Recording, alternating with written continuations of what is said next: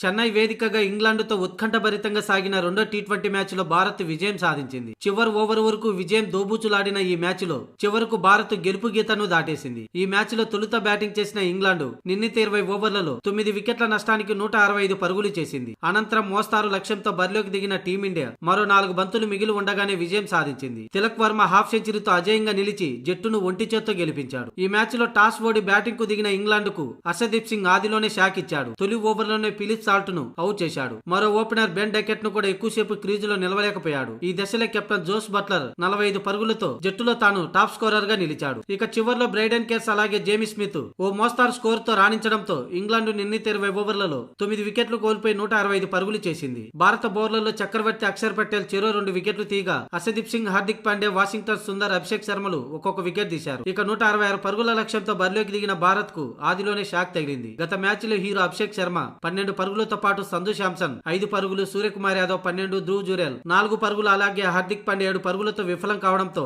78 పరుగులకి 5 వికెట్లను కోల్పోయింది. ఈ దశలో టైలెండర్లతో కలిసి తెలుగు క్రికెటర్ తిలక్ వర్మ జట్టును గెలిపించాడు. 55 బంతుల్లో 72 పరుగులతో నాటౌట్ గా నిలిచి భారత్ కు విజయాన్ని అందించాడు. అయితే జోఫ్రా ఆర్చర్ వేసిన 16 ఓవర్లో తిలక్ వర్మ వీర విహారం చేశాడు. 2 సిక్స్లు, 1 4 తో ఏకంగా ఓవర్లో 18 పరుగులు పెట్టుకున్నాడు. దీంతో మొత్తానికి వరుసగా 2 మ్యాచ్ల్లో గెలిచి 5 టీ20ల సిరీస్ లో 2-0 తేడాతో ముందంజలో నిలిచింది భారత్.